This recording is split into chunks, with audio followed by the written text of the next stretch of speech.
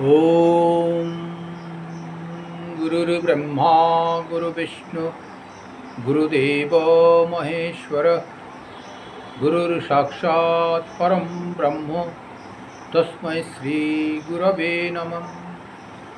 अज्ञानतिमिरन्धस्य ज्ञानञ्जनशलाकया चक्षुरुन्मीलितं येन तस्मै श्री गुरवे नमः। ओम अखंडमंडलाकारं व्याप्तं येन चराचरं तत्पदं दर्शितं येन तस्मै श्री गुरवे नमः। ओम स्थापकाय च धर्मस्य सर्वधर्मस्वरूपिणे अवतार वरिष्ठाय रामकृष्णाय ते नमः। ओम जननीं शारदां देवीं रामकृष्णं जगद्गुरुं पादपद्मे तयो श्रित्वा प्रणमामि मुहुर्मुहुः। नमस्ते ज्योतिराजाय विवेकानन्दशूरये सच्चित्सुखस्वरूपाय स्वामिने तपोहारिणे कालिन्दी फुल्लकमले माधवेन क्रीडारत ब्रह्मानन्दं नमस्तुभ्यं सद्गुरो लोकनायकम्। আপনারা প্রশ্ন করেছেন গুরু কাকে বলে এবং গুরু পূর্ণিমা এবছর ঠিক কবে পালন হবে তা আমি একটু আলোচনা করছি। হ্যাঁ, এবছর গুরু পূর্ণিমা 2023 সালের যে গুরু পূর্ণিমা এটি আগামী সোমবার 3রা জুলাই, এটা জুন চলছে, জুলাইয়ের আজকে 1 তারিখ। তা আজকে শনিবার, আগামী সোমবারই গুরু পূর্ণিমা।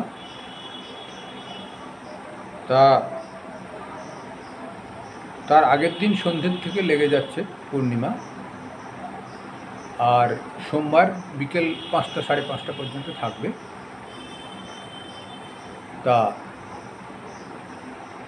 আপনারা গুরু পূর্ণিমা পালন করতে পারেন সোমবার দিন, এটি ঠিক হবে। তা 3রা জুলাই সোমবার, 17ই আষাঢ় 1430, 17ই আষাঢ় 1430 সোমবার, আর ইংরেজিতে 3রা জুলাই সোমবার এটি পালন করবেন। গুরু কি বা কাকে বলে একই, গুরু কি বা কাকে বলে একই প্রশ্ন। এটির একটি প্রশ্ন হোক, তারপরে গুরু পূর্ণিমা কেন সেটি একটি হবে, তারপরে না আবার প্রশ্ন উত্তর হবে। গুরু কাকে বলে আমাদের নানা রকম ভাবেতে ব্যাখ্যা পাওয়া যায়। তা গুরু অক্ষরটাকে ভাঙলে গু আর রু এই শব্দ আসে। গু কথার অর্থ হচ্ছে অন্ধকার। এমনি আমরা গু কথার অর্থ খারাপ ভাবি, যাক সেই মূল কথা হচ্ছে গু কথার অর্থ হচ্ছে অন্ধকার, খারাপেরই একটা বিশেষ প্রকাশ। রু কথার অর্থ হচ্ছে যিনি অবসান ঘটান বা বিনাশ করেন বা নাশ করেন বা শেষ করে দেন। গুরু অর্থাৎ অন্ধকার যিনি বিরাজ করেন, অন্ধকারকে যিনি শেষ করে দেন। অর্থাৎ ঠিক বিপরীত দিকে হবে আলোক যিনি নিয়ে আসেন। আলোক নিয়ে এলে অন্ধকার আপনি চলে যাবে। অন্ধকারকে বিনাশ করবার অত আর ভাবনা করতে হবে না। শ্রীরামকৃষ্ণদেব বলছেন, পূর্ব দিকে যদি যাও, পশ্চিম দিক আপনি পেছনে পড়বে। আলোককে যদি নিয়ে আসো, অন্ধকারের বিনাশের আর কোনো প্রয়োজন হবে না, আপনিই বিনাশ হয়ে যাবে। সেই জন্যে গুরুদেবের একটি প্রণাম মন্ত্রে আছে, অজ্ঞানং তিমিরন্ধস্য জ্ঞানাঞ্জন শলাকয়া চক্ষুর্মিলিতম येनम তস্मै শ্রী গুরবে নমঃ। অজ্ঞানং তিমিরন্ধস্য জ্ঞানাঞ্জন শলাকয়া। অজ্ঞান, অজ্ঞান সেটা কীরকম? গভীর অন্ধকার সদৃশ। এখানে গু শব্দের অর্থ যেরকম অন্ধকার হলো, সেখানে ওই অজ্ঞান, এই অন্ধকারকে কি করবেন যিনি? অজ্ঞানকে যিনি জ্ঞানাঞ্জন দিয়ে, জ্ঞানরূপ অঞ্জন, চোখ দিয়ে সব দেখা হয়, তাই তো? আমরা চোখ দিয়েই তো দর্শন করি, যার চোখ নেই সে কিছু দর্শন করতে পারে না জাগতিক দৃষ্টিতে। তা সেই জ্ঞান অঞ্জন দিয়ে যিনি অজ্ঞানকে নাশ করেন, অজ্ঞানং তিমিরন্ধস্য, অজ্ঞান যে গভীর অজ্ঞান, রাত্রি সদৃশ ঘুটঘুটে অন্ধকার, অর্থাৎ বাইরের জগতে ঘুটঘুটে অন্ধকার, তেমনি অন্তর্জগতে অসৎ ভাবনার যেসব ব্যক্তিরা আছেন সমাজে, অক্রিয় কার্য সমাজে করেন, মনুষ্য দুটি পা হাত আছে বটে, হিসেব মতো মনুষ্য পদবাচ্য নন, অপবিত্রভাবে সবসময় ভরপুর থাকেন এবং পবিত্র হওয়ার চেষ্টা করেন না, বরঞ্চ আরও অপবিত্র ভাবনায় কি করে সংসারে বসবাস করা যায় অহরহ সেটি চেষ্টা করেন। সেই গভীর অন্ধকার, অজ্ঞানন্ধস্য অজ্ঞান, সেই গভীর অন্ধকার, অজ্ঞানন্ধস্য তিমিরন্ধস্য, অজ্ঞান তিমিরন্ধস্য, গভীর অন্ধকার স্বরূপ যে অজ্ঞান, জ্ঞানাঞ্জন শলাকয়া, জ্ঞানরূপ অঞ্জন এবং শলাকা। শলাকা কীরকম? আমরা অনেকে মূর্তি গড়তে দেখি, মাটির মূর্তি বিশেষ করে গড়তে দেখলেই বুঝতে পারা যাবে। প্রথমে খড় দিয়ে বানানো হয় ভোর, তারপরে এক মাটি, তারপরে দো মাটি, তারপর মুখমণ্ডল ফ্রেশ করে নিয়ে সাদা রং লাগানো হয়, তারপর আচ্ছা তুলি নিয়ে, অর্থাৎ শলাকা তুলি, চোখকে উন্মিলন করেন যিনি কারিগর মৃৎশিল্পী। তিনি পুরুষ দেবতা হলে প্রথমে ডান চোখ, আর ত্রিনেত্রী বা ত্রিনেত্র দেবতা হলে তার ঊর্ধ্ব চোখ আগে, ছেলে মানুষ হলে পুরুষ দেবতা হলে তারপর ডান চোখ, তারপর বাম চোখ, স্ত্রী দেবী হলে ঊর্ধ্ব, তারপর বাম, তারপর ডান, এভাবে আঁকেন। ঠিক আমাদের অন্তর্নিহিত, এটা বাইরের জগতে, বাইরের জগতে একটা টর্চ নিয়ে যেরকম অন্ধকারকে নাশ করা যায়, রাস্তা সাপত সংকুল অবস্থা থেকেও পরিত্রাণ পাওয়া যায়, তেমনি অন্তর্জগৎকে রক্ষা করবার বিশেষ প্রয়োজন। এই অপবিত্র ব্যক্তিগুলোকে গুরু কি করেন, ওই নিজস্ব ক্ষমতা বলে তাকে ওই যেরকম মাটির পুতুলের উপর চোখ এঁকে দেন, সেই রকম অন্তর্জগতে তার সেই জ্ঞান রূপ শলাকা দিয়ে যেন চোখ এঁকে দেন, যে চোখের মাধ্যমে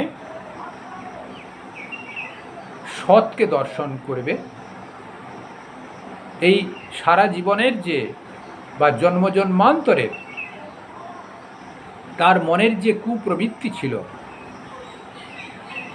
নিমেষের ভিতরে তাকে যেন ওই স্বচ্ছ চোখ দান করে। সাধারণ মানুষের হঠাৎ অ্যাক্সিডেন্টে চোখ নষ্ট হয়ে গেলে যদি সম্ভব কারুর হয়, কেউ যদি চোখ তাকে দান করে, কয়েকদিন অদর্শনের পরে যখন আবার চোখ পায় তার কি আনন্দ হতে পারে, সেরকম কল্পনা করুন। তা যিনি দীক্ষা নেন, মন্ত্র দীক্ষা নেন, গুরুদেব সেই জ্ঞানরূপ শলাকা দিয়ে এমনভাবে অন্তর্জগতে পবিত্র ভাবনার ভাবরাশিতে তার চোখ এঁকে দেন, নিমেষের ভিতরে সমস্ত অন্ধকার তার দূরীকরণ হয়। শ্রীরামকৃষ্ণ দেব বলছেন, ঘরের ভিতরে একটি দেশলাই কাঠি যদি জ্বালো, চক্করে পুরো ঘরটাই আলোকিত হয়ে যায়, একটু করে যায় তা নয়। অর্থাৎ সদ্গুরু যদি হন, নিবৃত্তি মার্গের গুরু যদি হন, সংসারে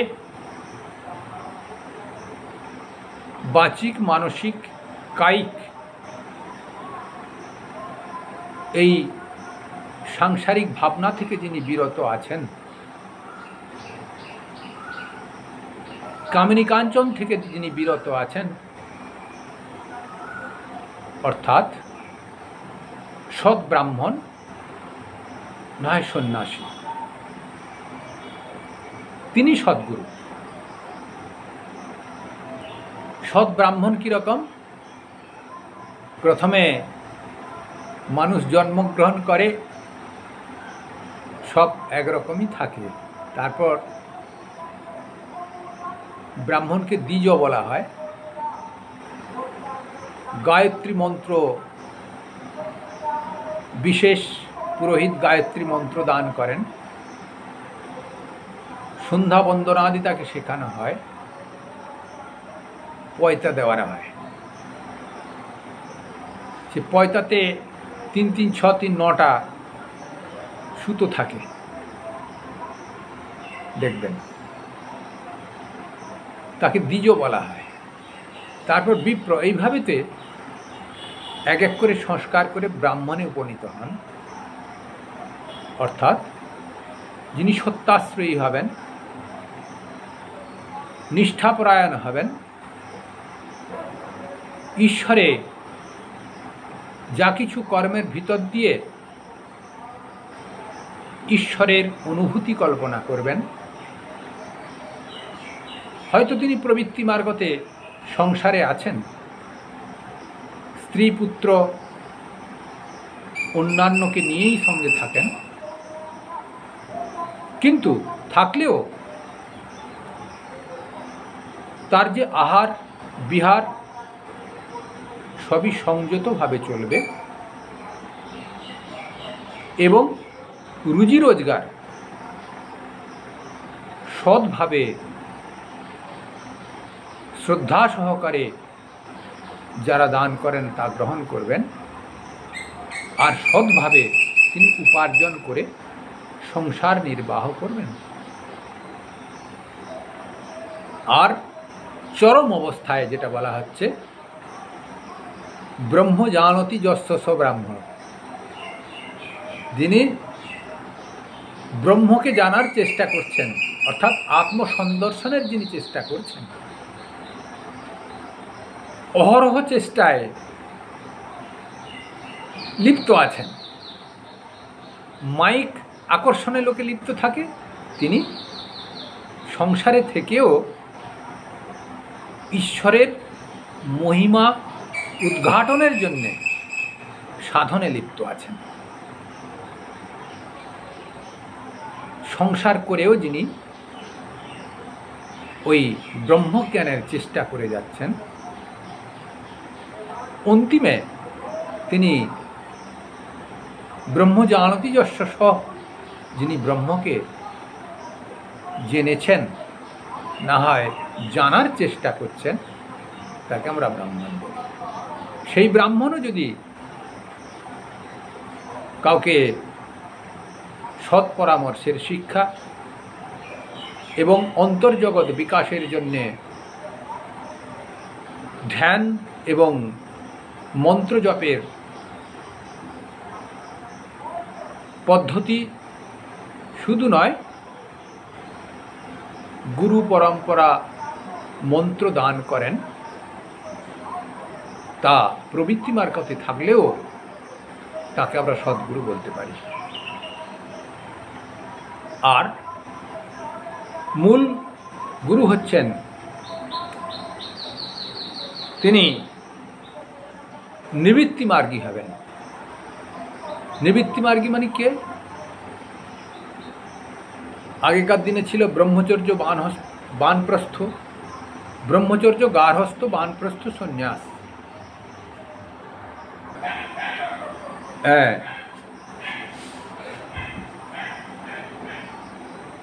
ব্রহ্মচর্য, গার্হস্থ, বানপ্রস্থ, সন্ন্যাস। তো তখন যারা এই গার্হস্থ জীবনের পরে প্র্যাকটিস অফ সন্ন্যাস মানে বানপ্রস্থ জীবন, তারপর সন্ন্যাস জীবন, এই যিনি সন্ন্যাস জীবন গ্রহণ করতেন, সমস্ত কিছু ছেড়ে ছুড়ে দিয়ে তিনি কর্ণকুটির করে, নচেত কোনো আশ্রম থাকলে আশ্রমবাসী হয়ে সাধন ভজনে লীন হয়ে যাওয়ার চেষ্টা করতেন বা অন্তর্জগতে প্রবেশ করতেন। তিনিও সদ্গুরুর মাধ্যম দিয়ে তিনি অন্তর্জগৎকে উদ্ঘাটন করাবার বা নিজেকে জানার চেষ্টা করতেন। সেটি ছিল প্রথা। এখন শেষ জীবনে সন্ন্যাস কেউ নেয় না। নাতির গালে চুমু এবং অন্যান্যদের গালিগালাজ খুব আনন্দ সহকারে হজম করেন, পরম তৃপ্তি লাভ করেন তাতে। এটি যেন আমাদের শেষ, এইটি ভেবে নিয়ে সংসার কেউ ত্যাগ করেন না, বরং তাতে আষ্টে পিষ্টে আরও বদ্ধ হয়ে যান। সেই জন্যে গৌতম বুদ্ধ, পরবর্তীকালে স্বামী বিবেকানন্দ ব্রহ্মচর্যের পরে সন্ন্যাসের ব্যবস্থা করে গেছেন।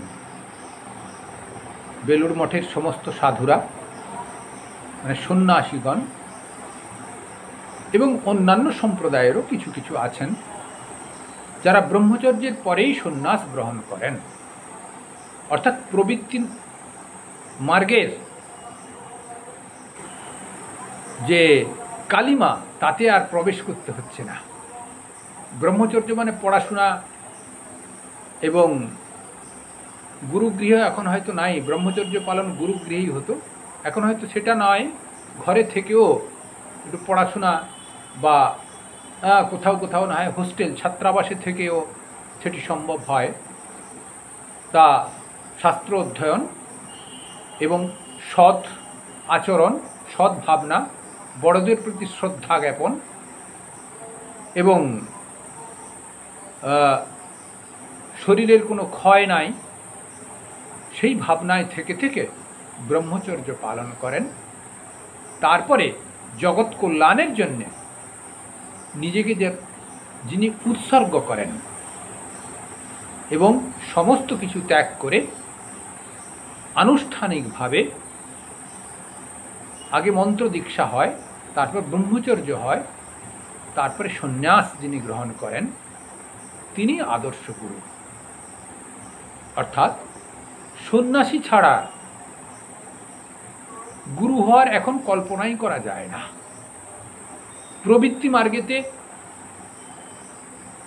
ওই অন্ধে নৈব নিয়মানা যথান্ধা, সামনে কুয়ো খোঁড়া আছে, একটি অন্ধ লোক যাচ্ছে, আর একজন জিজ্ঞেস করলো কোথায় যাচ্ছ? আমি সামনের দিকে যাচ্ছি। না আমিও যাব, এসো আমার সঙ্গে। এইভাবে যাচ্ছেন, গভীর কুয়োতে বা গিরি খাদে দুজনই হুড়মুড়িয়ে পড়ে গেলেন। অর্থাৎ দুজনেরই অজ্ঞান দশা প্রাপ্ত হলো, সে আর জ্ঞান হলো না, স্ম্যাশ হয়ে গেলেন। অর্থাৎ জ্ঞানালোকে সেই ভাবনা তার ভিতরে আর প্রবেশ করল না শিষ্যের, অর্থাৎ যিনি অনুসরণকারী। কারণ অন্ধকে যিনি অনুসরণ করেছেন দুজনেই গাড্ডায় পড়লেন। সেই জন্য প্রবৃত্তি মার্গের যারা গুরু বলে দাবি করেন তাদের কাছ থেকে কদাপি দীক্ষা গ্রহণ করবেন না। দীক্ষা গ্রহণ করেছেন তো মরেছেন। তাই সাধন ভজন প্রিয় নিমিত্ত মার্গী সন্ন্যাসী একমাত্র গুরু। তা আপনাদের গুরু সম্পর্কে মোটামুটি একটি ধারণা হলো। তা আপনারা এটি শ্রবণ করবেন। এবার তার সঙ্গে আপনারা প্রশ্ন করেছেন 3রা জুলাই যে গুরু পূর্ণিমা বললেন, তা গুরু পূর্ণিমা সেদিনকে কেন পালন করা হবে? গুরুদের কি শ্রদ্ধা করবার জন্যে, না গুরুরা সেই দিন জন্মগ্রহণ করেন, নবকলেবর ধারণ করেন? সেটি প্রশ্ন হতে পারে। না, এখানে ঠিকই বলেছেন, আপনাদের প্রশ্ন থাকতেই পারে। হ্যাঁ, গুরু পূর্ণিমা হচ্ছেন, গুরু পূর্ণিমা আমাদের পুরাণ মতেতে আমাদের প্রাচীন গুরুকে আমরা ধরে নিয়ে থাকি বেদব্যাস। এই পবিত্র গুরু পূর্ণিমাতে বেদব্যাস জন্মগ্রহণ করেছিলেন। তাই এই পূর্ণিমাটিকে বিশেষ রূপে আমরা মর্যাদা দিয়েছি গুরু পূর্ণিমা হিসেবে। কারণ বেদব্যাস যিনি ভারতবর্ষের বা সনাতন ধর্মের তিনি রক্ষাকর্তা, তিনি সৃষ্টিকর্তাও ধরে নিতে পারেন এবং শাস্ত্র প্রণেতা। তাহলে কি কি করেছেন তিনি, তাকে এত গুরুত্ব দেওয়া হয়েছে? আমাদের ঋক, সাম, যজু, অথর্ব 4টি বেদ উনি ভাগ করেছেন। বেদ ছিল, বেদটা কি? জ্ঞানের সমষ্টি। মুনি ঋষিরা ধ্যান করতেন, গভীর ধ্যানের ভিতরে আমরা যেরকম কখনো ধ্যান ট্যান করলে, আপনারা নিশ্চিত ধ্যান করলে শরীর বোধ চলে যায়, চিমটি কাটলেও বুঝতে পারবেন না। কখনো কখনো কিছু কিছু দর্শন ভেসে আসে। বিশেষ করে কিছু যদি না হোক, যে ইষ্টমন্ত্র আপনারা জপ করছেন সেটিও যদি দর্শন করেন তাহলে আপনাদের অনেক কল্যাণ হবে। তা জ্যোতিষ্বরূপ ইষ্টমন্ত্রটা দর্শন করলেন হয়তো ধরুন একদিন। তা এইভাবে তিনি যেসব ঋষিরা সাধন ভজন করতে করতে মন্ত্র দর্শন করতেন, সেইগুলি অর্থাৎ জ্ঞান দর্শন করতেন, জ্ঞানকে কি দর্শন করা যায়? হ্যাঁ, জ্ঞানের উজ্জ্বলতা প্রকাশিত হয়, সেটি তিনি শিষ্য পরম্পরাক্রমে দিয়ে যেতেন ঋষিরা। সেজন্যে বেদের অপর নাম শ্রুতি বলা হয়, শুনে শুনে এগুলি জ্ঞান হতো বলে, পরম্পরা যেত বলে। কিন্তু বেদব্যাস কী করলেন? এই জ্ঞান সমষ্টিকে, এত জ্ঞানের সমষ্টি যেগুলিকে এই সমাজে পরিচালনার ক্ষেত্রে সুবিধার জন্যে 4টি ভাগে ভাগ করলেন। ঋক, সাম, যজু, অথর্ব। ঋগ্বেদ, সামবেদ, যজুর্বেদ, অথর্ববেদ, 4টি বেদেতে এই তিনি ভাগ করলেন। তারপর আর কি করলেন? তিনি মহাভারত রচনা করেছেন। অনেক পুরাণ রচিত হয়েছে, তার ভিতরে তিনি মহাভারত একটি বিশেষ গ্রন্থ তিনি রচনা করেছেন, যেখান থেকে আমরা ভীষ্ম পর্বে গীতাকে পাই। যে গীতা ভগবান শ্রীকৃষ্ণের মুখনিসৃত বাণী পরবর্তীকালে ব্যাসদেব তুলে ধরেছিলেন, তা সেই গীতার মূল ভাবরাশি কিন্তু বেদের জিষ্ট, মূল ভাবরাশি হচ্ছে বেদ। অনেক শ্লোকই যেন বেদের সঙ্গে হুবহু মিল আছে। যারা গীতা চর্চা করেন, সঙ্গে সঙ্গে পূর্ব জ্ঞান সমষ্টি বেদ চর্চা করেন, তারা বুঝতে পারবেন। আর কি করেছেন? ন্যায় প্রস্থান, অর্থাৎ আমাদের ব্রহ্মসূত্র বেদান্ত দর্শন তিনি রচনা করেছেন। বেদের মূল ভাবগুলোকে তিনি ওই সূত্রে মণি গণাইব, যেন সুতোর ভিতর বিভিন্ন ফুলগুলোকে দিয়ে যেভাবে একটি মালা তৈরি করা হয়, দেখতে সুন্দর হয়, বেদের ভিতরে যেসব শ্লোকগুলো আছে, ন্যায় প্রস্থানে কী করেছেন বা বেদান্ত দর্শনে তিনি শ্লোকগুলোকে যেন এই সুতোর ভিতরে যেরকম ফুলগুলোকে গাঁথা হয় সেরকম সুন্দর করে শ্লোকগুলোকে সাজিয়েছেন, তাকে বেদান্ত দর্শন বলা হয়। সেই ব্যাস আমাদের এইগুলোকে রচনা করে তিনি সনাতন ধর্মকে রক্ষা করেছেন। সেই জন্যে এই পূর্ণিমাতে তিনি জন্মগ্রহণ করেছিলেন। এই ব্যাসকে উপলক্ষ করে, বেদব্যাসকে উপলক্ষ করে এটিকে গুরু পূর্ণিমা ধরা হয়েছে, কারণ বেদব্যাস আমাদের পূর্বসূরি হিসেবে গুরু। তাহলে শুধু বেদব্যাস কি পূর্বসূরি হিসেবে গুরু? গুরু কে এবং গুরু পূর্ণিমা কিসের জন্যে, এর ভিতরেই এটুকু আলোচনা হচ্ছে। হ্যাঁ, অবতার এবং আচার্য। তা অবতারের ভিতরে ব্যাসদেব পড়লেও যিনি ব্রহ্মসূত্র, গীতা এবং বেদের যিনি ভাষ্য রচনা করেন তাকে আমরা আচার্য বলি। যেমন শঙ্করাচার্য, আদি শঙ্কর এবং অন্যান্য আচার্যরাও আছেন, অর্থাৎ যিনি এই সমাজের কল্যাণ সাধনের জন্যে মূল শাস্ত্র যেগুলো সাধারণ মানুষের বোধগম্য হবে না, তাকে তিনি সাধারণ মানুষের বোধগম্য করে দেন, তাকে আমরা আচার্য বলি। এভাবে শঙ্করাচার্য এবং পরম্পরা বহু আচার্য আছেন, তা যারা শাস্ত্রকে নিয়ে সবসময় থাকেন, সমাজের অনিষ্ট করেন না, পবিত্রতায় ভরপুর হয়ে পবিত্রতা এবং সততায় ভরপুর হয়ে জীবনযাপন করেন, তাদের আমরাও গুরু ধরতে পারি।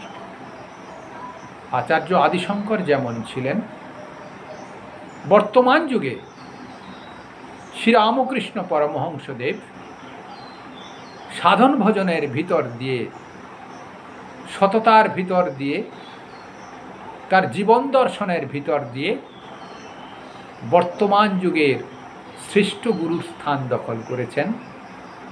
তিনি অবতার, অবতার পত্নী, কাম কাঞ্চন ত্যাগী, সত্যনিষ্ঠা এবং জগদ্ধাত্রী স্বরূপিণী, দুর্গা স্বরূপিণী, মহালক্ষ্মী সরস্বতী স্বরূপিণী শ্রীমা সারদা দেবী এ যুগের স্ত্রী জাতির ভিতরে শ্রেষ্ঠ গুরু। এবং স্বামী বিবেকানন্দ বর্তমান যুগে শঙ্করাচার্যের পরম্পরা, স্বামী বিবেকানন্দ শ্রেষ্ঠ গুরু। আজকের ঠাকুরমা স্বামীজি বর্তমান যুগের শ্রেষ্ঠ গুরু। তার পরম্পরা যেসব সন্ন্যাসী আছেন তাদের কাছ থেকেও আপনারা মন্ত্র দীক্ষা নেবেন, পরম্পরা হিসেবে তারাও গুরু। মন্ত্র দীক্ষা নিতে চাইলে পলাশীপাড়া সারদা রামকৃষ্ণ আশ্রম, এখানেও যোগাযোগ করতে পারবেন, আমরা তার ব্যবস্থা করে দেব। তা সদ্গুরুর খোঁজ শাস্ত্র দিতে পারে, সাধুসঙ্গ দিতে পারে, এবং সদ্ভাবনায় যিনি ভাবিত ব্যক্তি তিনি আপনি আপনি সন্ধান পেয়ে যান। সর্বে ভবন্তু সুখিনঃ, সর্বে সন্তু নিরাময়া, সর্বে ভদ্রাণি পশ্যন্তু, মা কশ্চিৎ দুঃখমাং ভবেৎ। সকলে ভালো থাকুন, সকলে সদ্গুরুর কৃপা লাভ করুন, আমার এই আশীর্বাদ। এবং ভগবানের কাছে, শ্রী ভগবানের কাছে, ঠাকুরমা স্বামীজির কাছে এই প্রার্থনা, সবাই শুদ্ধ জীবন যাপন করুন। কল্যাণ।